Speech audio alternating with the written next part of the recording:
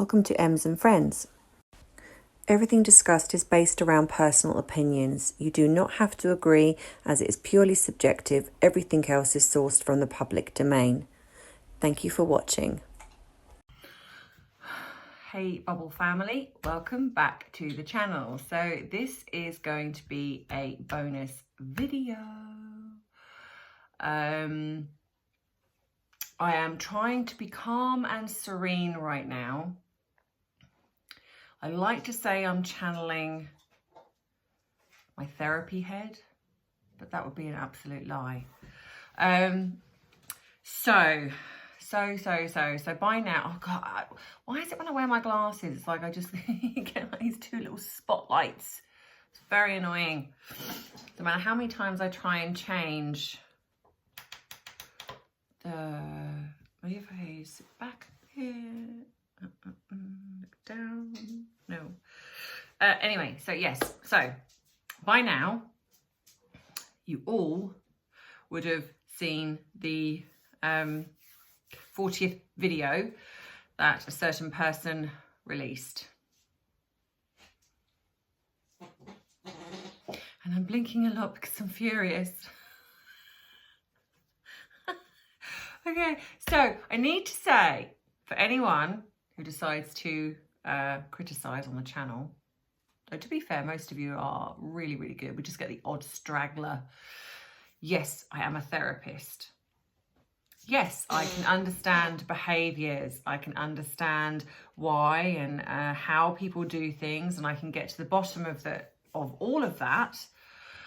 But I'm also a human being, and I also have a split side of me that needs to vent, needs to be angry, needs to be frustrated. And at some point, I can look at why Harry and Meghan massively affect me sometimes. And I think some of it is just the absolute injustice of it all. It's the fact that they seem to be getting away with so much bad behaviour. And it's interesting because in the previous video I did, I talked about, behaviour in children. But it's kind of very much like that. It's almost like they're pushing the boundaries of the royal family. It's like they just seem to be consistently poke. Look, see what I can do, see what I can do, see what I can do, until you decide to do something about it. And for the life of me, I don't understand what the bottom line is, whether or not this really is, there is something, like I've talked about before, there is really something going on behind the scenes, and they seem to be getting away with things. And we can't say there's no consequences, because they've lost their patronages, they've been cut off financially as far as we're aware. So it's not as if there are not things going on. And if you watch Lady C's video, she says there are things going on behind the scenes. But I think it's quite significant for us regarding the titles. And I can only speak for myself in the fact that obviously I live in Sussex, and even though it's not really, they're not really connected to Sussex, but it's kind of an affiliation, because you have then the cult squad who have named themselves of that county, and they are bullying and hateful and nasty, and it's kind of like we're being associated with those. And, and I think it's the stripping of the titles that seems to be the real, if they went, would that appease people? I definitely think it would appease me. But I just feel like they're sitting over there in La La Land, and she most definitely is acting like she's royal. The ego on this woman is just astronomical. I mean, honestly, the narcissistic ego on her is at full peak. She really, really thinks that she's the second coming. The birthday video.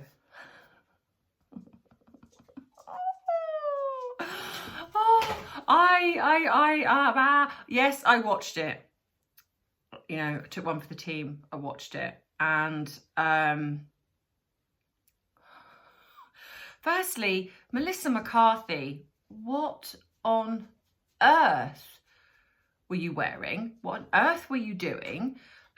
This complete cliche of how the British people act. I mean, it literally was, and I'm going to swear, I'm sorry, it was a piss take, an absolute piss take of the royal family, the British people. You know, they're all sitting there sipping, this is my glass, sipping tea, you know, and we speak like this. Everyone speaks like this. It's RP English, which is what the Queen speaks, and obviously certain people of a certain society speak. You know, I'm well spoken, and to some degree I can speak RP English. However, that's not how everybody talks. You know, it's literally as if, well, you know, why don't we say that all Americans are cowboys and rednecks and, you know, and drink beer and whiskey?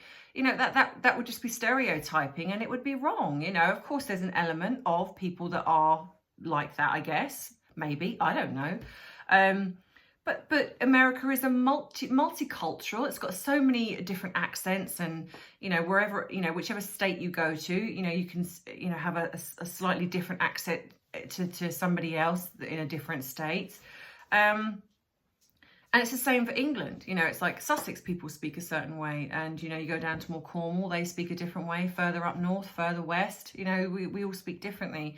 And it just frustrates me that we're still stereotyped, and there was never a more classic example of that than in this video.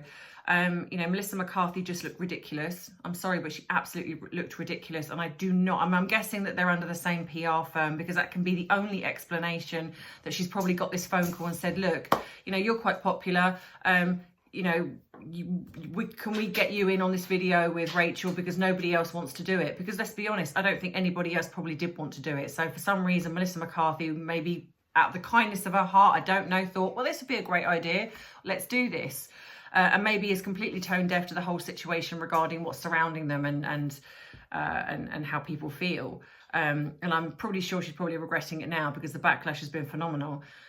So there you have, you know, them pretending to talk to each other via on the laptop, where she's got that stacked up with her pretentious books. I mean, who does that? Who does that?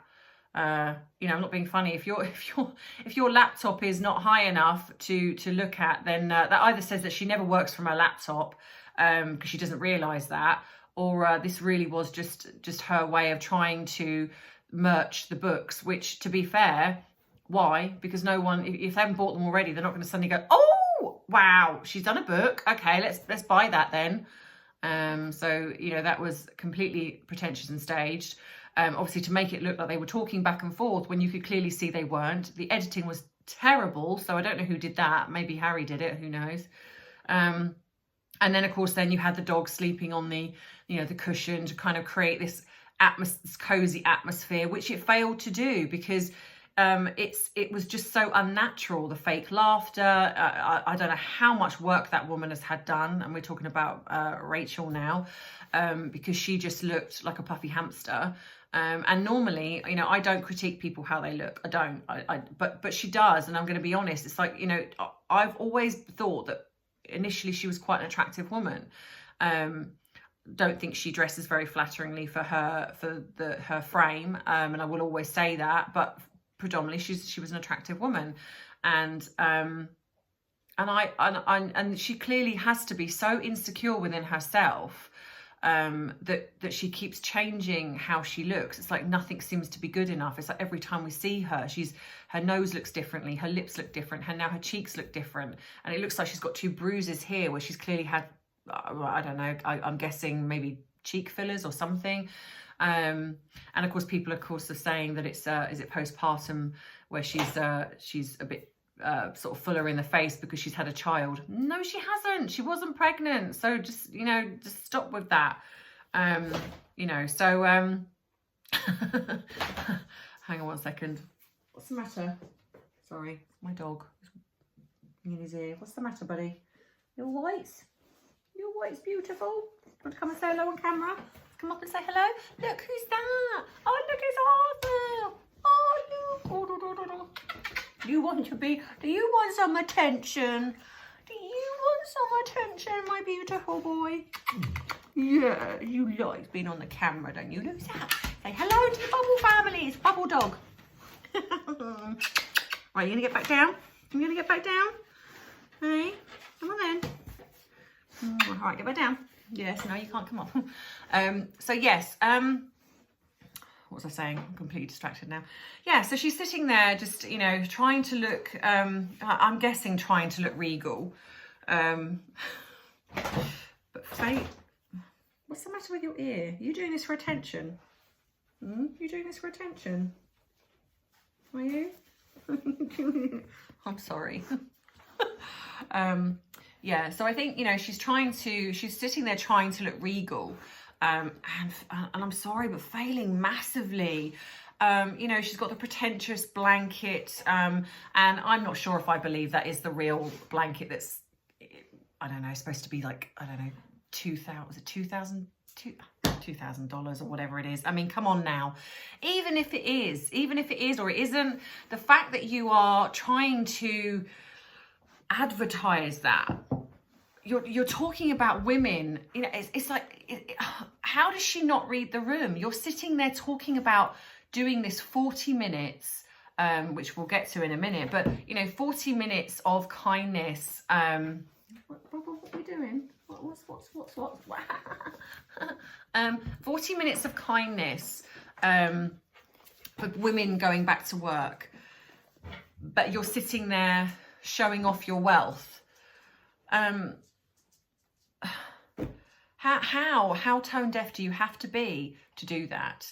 I mean, come on, you know, it's kind of a mixture of absolutely diabolical but laughable at the same time. It's you know, it's a real kind of, I go through a real mixture of emotions whenever I watch something to do with Rachel. And to be fair, I try not to watch most things with her, because I do go through this absolutely, this is just laughable, and you seem very desperate and insecure, to anger, to frustration, and, you know, a whole kind of roller coaster of emotions. But in this video, I was angry because I felt that the British and the royal family were being portrayed terribly. And, you know, we're not like that. I mean, like, sitting there with the silly little hats on, and, you know, it was shameful and embarrassing, to the fact that she's sitting there talking about her 40 friends. What 40 friends, Rachel? What 40 friends have you got? Because we're not talking about PR bought friends, because, no offense, but where has there been any articles with you and Melissa McCarthy? Photographs of you together, hanging out, you know, it's just the Hollywood pretentious, soulless bullshit that goes along with this. And, you know, she's not your friend. This is a PR stunt. It's nothing more, nothing less. So let's be clear about that and honest about that. 40 friends. What 40 friends? No family, no friends, just the people that you buy, or the people that are in your kind of little circle of the elite, that seem to be kind of all amalgamating and supporting each other to kind of attack the monarchy or undermine American people or British people, whatever it is. It's like, you know, they all seem to be this select few people. And, you know, and then sitting there merching your wealth. And, you know, when you're talking about women struggling to get back into work. So, you know, you know, how about spend 40 minutes trying to talk to your dad? You know, the dad that you've literally discarded, the dad, you know, no parents are perfect, like talked about in this previous video before. You know, we're not perfect. There isn't a rule book to being a parent. We do the best we can with the tools that we've got and the knowledge that we've got. And sometimes we make mistakes. But this man made one mistake, if you can call it a mistake, because I feel like he was probably set up with that pap shop. But he made one mistake, and you not only cut him out of that wedding, you could have postponed the wedding. I'm not being funny. If you got married 3 days before, allegedly, so you said, why did you do that? Why not get on a private jet? Because you're so, you know, loving those. Get on a private jet and go and see your dad. Get on a private jet, go and see your dad 3 days prior to you having the spectacle that was the wedding, apparently. And you could have gone and spoken to him and sorted all of this out, but you didn't. You had probably some kind of ceremony or practice run or whatever it was, and then you had the real thing. And you enjoyed every minute of that, because the man who could have exposed everything, the family that could have exposed everything, wasn't there. And that's the only reason why you kept that man away, and why I believe you orchestrated the pap shot, because you did not want him exposing, because you were with Harry 2 years prior to that wedding. At no point did you introduce Harry to your father. So why? Because he knew the truth. He knew the truth, and you did not want him exposing the lies that you probably told Harry to get him, that your father was probably abusive, or your father was this, that and the other, and you had such a terrible upbringing. And he would have known that, and so he would have also, you know, Harry would have seen the two of you together and seen that this was a lie. And maybe then this would never have happened. So yeah, so 40 minutes spending time with your family, the ones you've discarded, the friends that you've discarded, you know, along the way as you've stepped up the social climbing ladder, you know, that would have been beneficial, you know. But what you think is going to happen, where 40 famous people apparently are going to sit down with 40 everyday people, real world people who are suffering real world issues within the pandemic. And in that 40 minutes, apparently you're going to somehow encourage them to get back to work. I mean, as a therapist, I know that in 40 minutes, perhaps you can give some words of encouragement, maybe. But you need to understand the person that you're talking to. You need to empathize with their story. You need to make sure that nothing you say can possibly trigger them, can possibly hurt them, re-traumatize them. It's just nigh on impossible to be able to sit down in 40 minutes and somehow miraculously encourage somebody to go back to work. But not only that, it would be different maybe if it was you or I, you know, who've experienced things that can perhaps impart something that we've gone through. But you're talking about people that have got millions of dollars, millions of pounds, people that live in luxury, that haven't got to worry, that haven't really worried over the pandemic. And apparently they're the ones chosen to sit down and talk to. And I'm sure we'll never see those videos, or maybe we might see the odd one or two, but we'll never see the videos of these people talking to real world people about their issues and how to get them back to work. And I'm starting to get slightly irritated why it's always just women. Because men are affected as well. You know, if this was a 40-minute initiative to somehow do what she's suggesting, then why not do it with Harry? Why not sit down with Harry? Like Catherine, I mean, I know they've got their separate things and I completely understand that, but why not sit down with Harry and go, do you know what would be really great if we talk to men and women? You know, or, you know, we talk to real people. You know, we use our platform for real people, you know, to talk about, not celebrities. Let's choose 40 real people, say, for example, and, you know, you could, I don't know, do something and somehow pick 40 real people, and somehow either give them some financial support, put them, you know, in the you know, just give them real tips and tools of websites and things to go to that can really support them, charities or anything like that. And men and women, because men suffer as well. This isn't just synonymous to women. Men have suffered in this pandemic as well. So why not that? But it seems to, you know, I mean, don't get me wrong, I'm all for women I'm all for women empowerment, but actually really what I am is for empowerment of everybody, because we are all united here. We should all be together. But she seems to keep singling out, it's all women, women, women. And, you know, and it's like, but men need support too. And it frustrates me that she does the talking all the time. She talks. No action. With William and Catherine, you have them sitting down. You have them out and about, boots on the ground, visiting real people, talking to real people, whether even if it's via Zoom over the pandemic. What have they done? What have they done? And what have they consistently done? You know, what you find by the time we hear about it with regards to the Cambridges, they've been working behind the scenes. doing things, and then the sort of result, we get this kind of, the I guess the PR in a sense, because they want to advertise it and show it and show what the work's being done, real world people, and this is a result of months or years of hard work, and it's something truly amazing.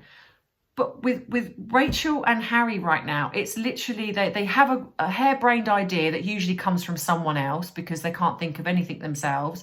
And then they literally sit in front of a camera, do a video about it or a Zoom call, maybe stick a couple of $100 as a charity gift from Archerwell. And then that's it. Then they move on to the next thing. They're not consistent with anything or anyone.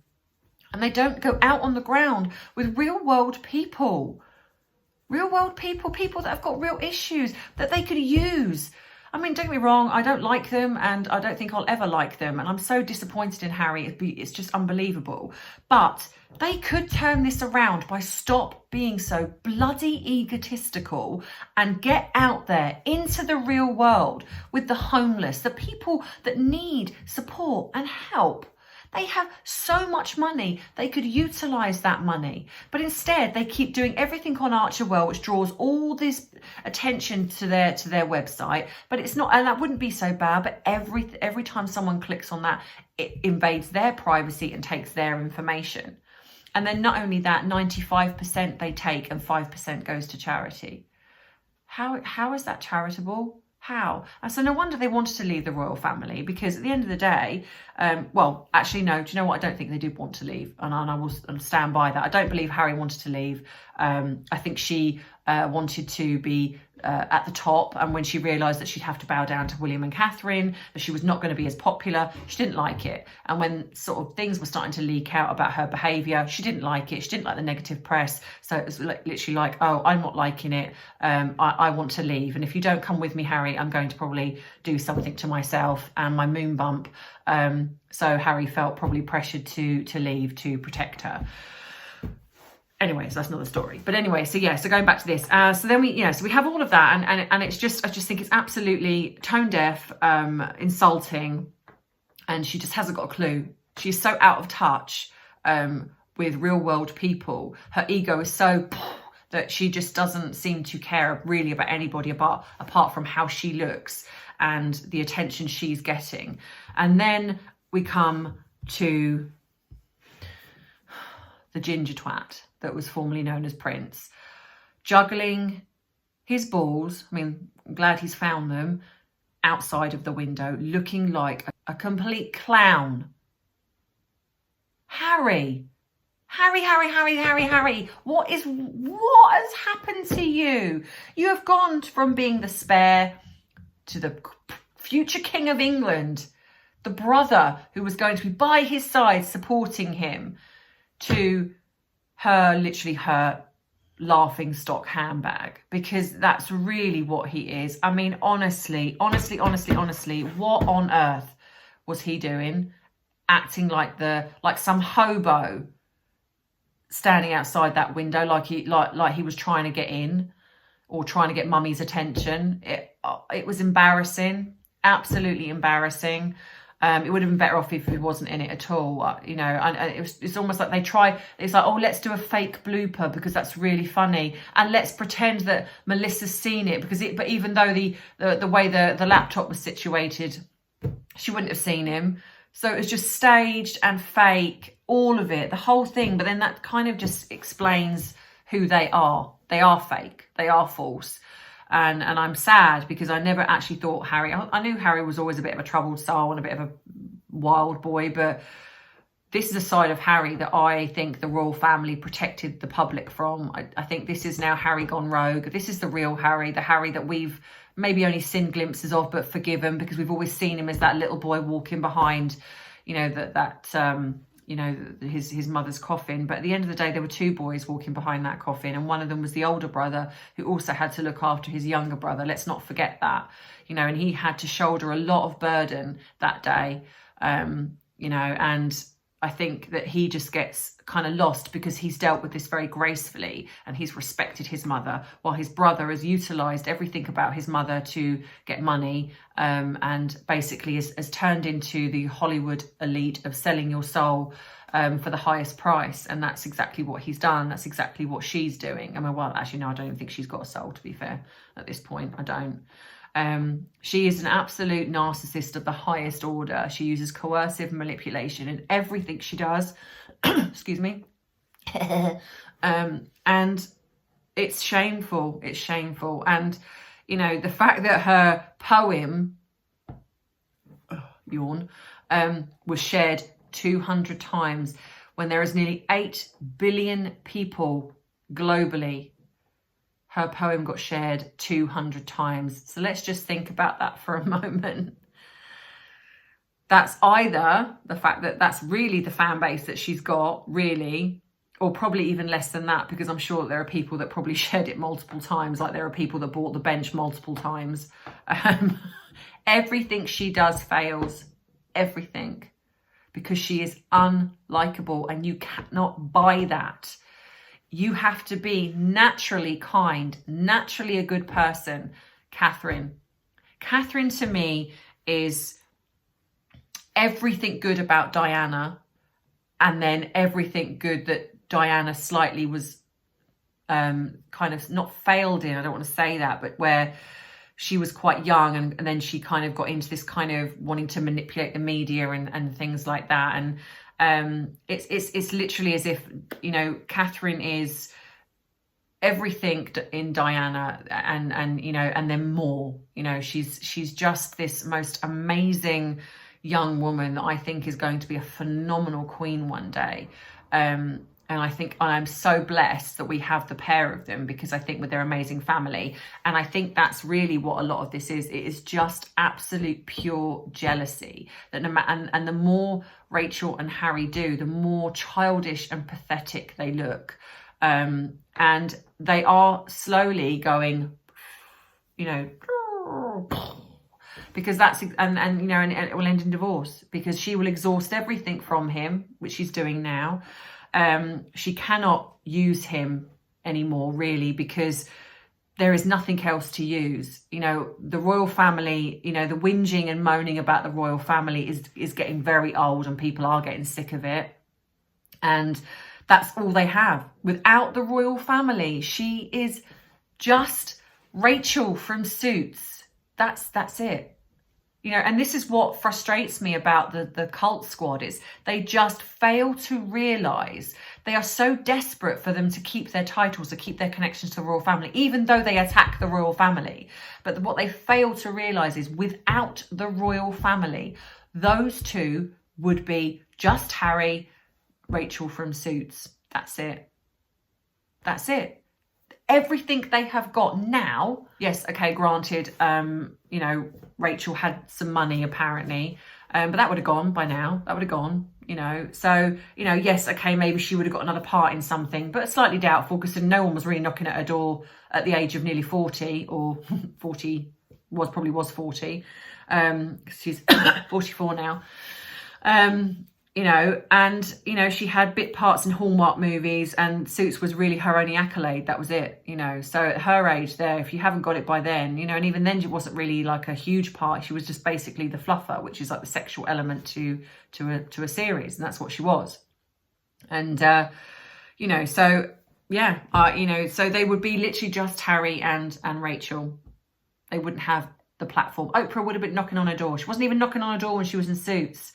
Melissa McCarthy wouldn't have given her the time of day, just even being in Suits. You know, all of this is because of the royal family, all of it. And that's why they're desperate to hang on to those titles, because they know without them, they're nothing. But to be honest, slowly now they're becoming irrelevant, because nobody really cares. Like I say, poem shared 200 times. Oh dear. You know, so then of course, then we have Samantha's interview, which I'm not going to go into too much detail about, because I think it's kind of been said, but well done, Samantha. I think you came across amazing. I think you literally articulated yourself incredibly well, and considering you're constantly slated for speaking out and having your voice, when you, in my mind, were thrust into the limelight, not by choice.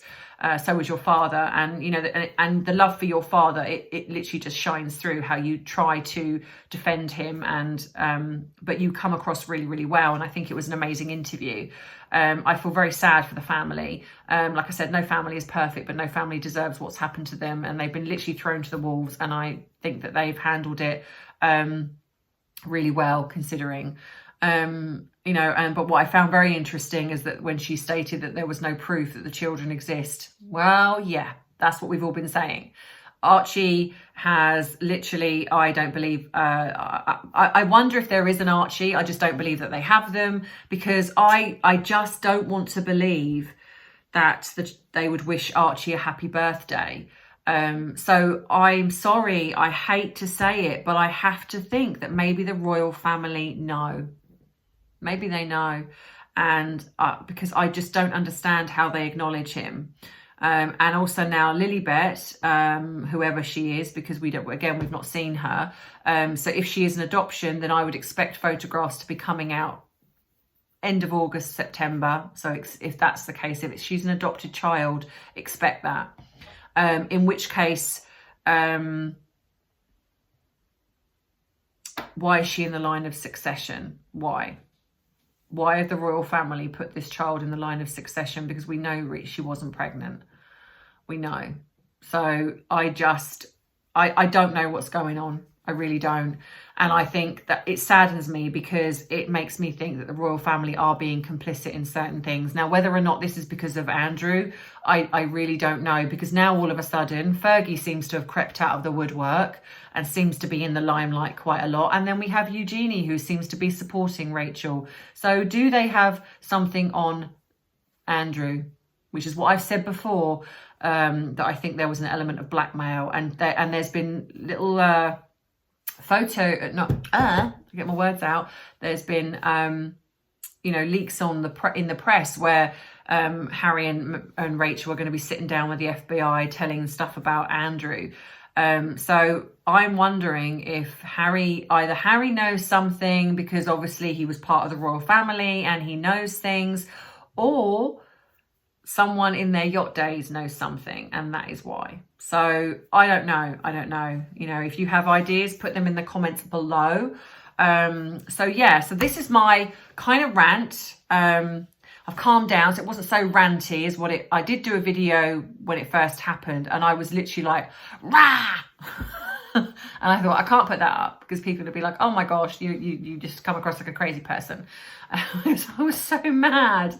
And I had to sit. And that's the thing, when you're a therapist, the unfortunate thing is that it's kind of like my own learning. I have to sit and kind of go, why has that affected me so much? You know, sometimes I just want to be angry for angry's sake and just say it, you know. So thank you for allowing me to vent. Like I said, you can blame Taz because Taz isn't here, because normally I would vent to Taz, but Taz has been busy after coming back off holiday. So going forward, I don't know what is going to happen regarding the channel. Obviously, I do hope that Taz and I will get together, but it might be just every now and again. But you guys have been amazing. The support you've shown for the channel going forward with just being me and then bringing other people on board, has been phenomenal, and I'm so happy and so grateful. So thank you so much. Next week, I think I might be doing a video with Kyle, my son, again. I think he wants to come on the channel and do another video with me, so I think we're going to do one. Haven't quite decided on the subject yet. And then the week after that will be my Zoom video with people who've got disabilities or sort of have suffered with mental health issues in the lockdown, or just in general. And so I've got a few people there that want to come on and have a chat, to give their experiences, to hopefully help somebody. So if you still want to be involved in that, please send me an email or comment below, and I will send you the link to the email. And yeah, and I look forward to chatting with everybody. So yeah, so enjoy your weekend, everybody, whatever you are doing. The weather is just naff here. It's like it's raining, sun, raining, sun, raining, sun. So it's, so it's pretty naff. But my mum and dad are coming down tomorrow, so I look forward to seeing them because it's my mum's it's been my mum's birthday.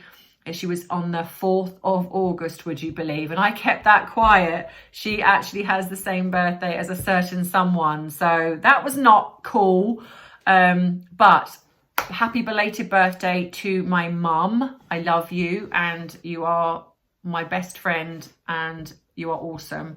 And I can't wait to see you Sunday, because she does watch the video. So hi mum, and hi dad, don't want to leave you out. So and I will be seeing the boys as well, so that would be great. So in the meantime, have a great weekend, everybody, and I love you loads. And it's a bye from me, bye from Arthur. He's sulked off somewhere. So, and yeah, love you. See you soon. Bye.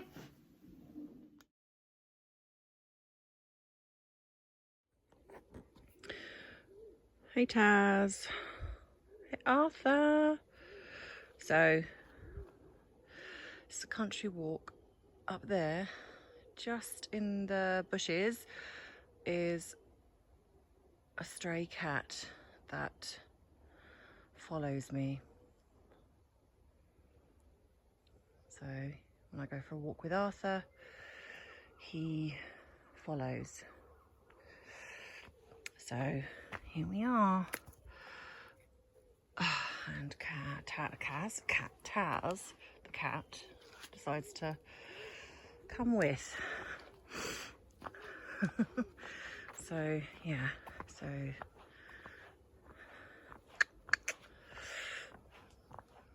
I don't know. Hey,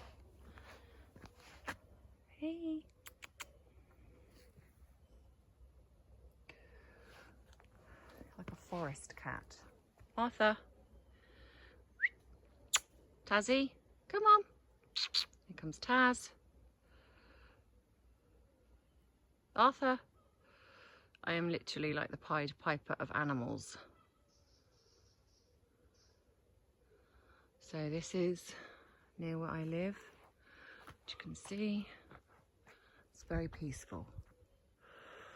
Perfect time to walk with animals when it's not too hot for their little pawsies. So we come here. Where's your ball? Ah! Da, da, da. So yes, we play ball. Ready? So ready, go! Da da da, puppy power. Good boy. Now don't do that, because you'll drop it and then it'll go rolling down the hill, and then we'll lose it like we do every other ball.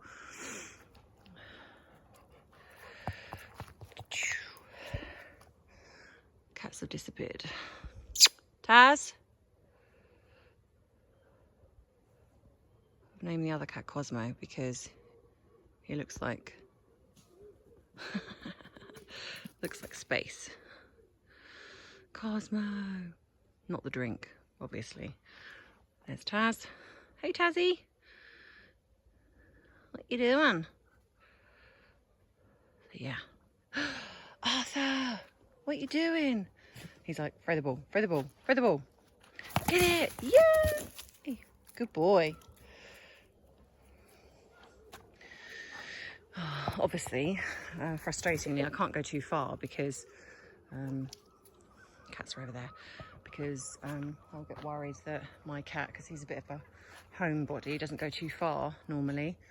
And if I go too far, I worry that if there's a dog, he'll get freaked out. And I know he'll probably find his way back, but he's my little baby, so I worry. Right, okay, here we go. Ready, get it! Oh, that was a good block. Let's do it again. Wow, ready? I don't know why I'm showing you me playing ball with Arthur. Probably not the highlight. So yes, this is like a big, huge open space. And then you can walk up there and you are on the South Downs. So this is like really beautiful. It's a little bit overgrown with stinging nettles at the moment, which is a little bit frustrating because there are certain areas that I can't walk because it's so overgrown. So yeah, so this is I think for the people that wanted to kind of see a little bit of where I live. This is just outside the back of my property, my house, as you say property in America, but home. Oh, good catch. And this is perfect walk because you can either do short walk or you can walk for miles, depending on how you feel. Obviously when it's really hot, I don't tend to take Arthur out because it's just too hot on their paws. But the one good thing at the moment is it's very shaded, so actually it's not too bad. But obviously, as some people know, on my condition, it's very difficult for me to come out in the searing heat because my body doesn't like it and I get quite poorly. So yes. So this is Arthur signing off. Say bye, Arthur. No, we'll say bye to the viewers, bye to the Bubble family, Bubble dog, and the cats are somewhere exploring. What you doing? You gone up there? Where are you? Taz? Space cat? Hey? Where are you? I can hear you.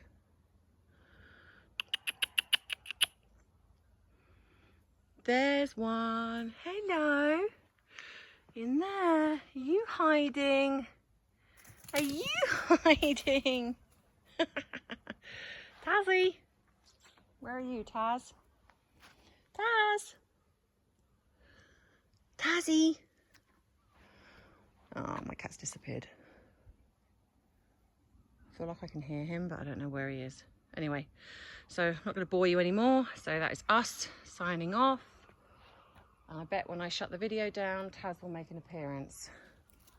Maybe he's a bit camera shy. Anyway, bye Bubble family, love you loads, and I will see you very soon. Bye.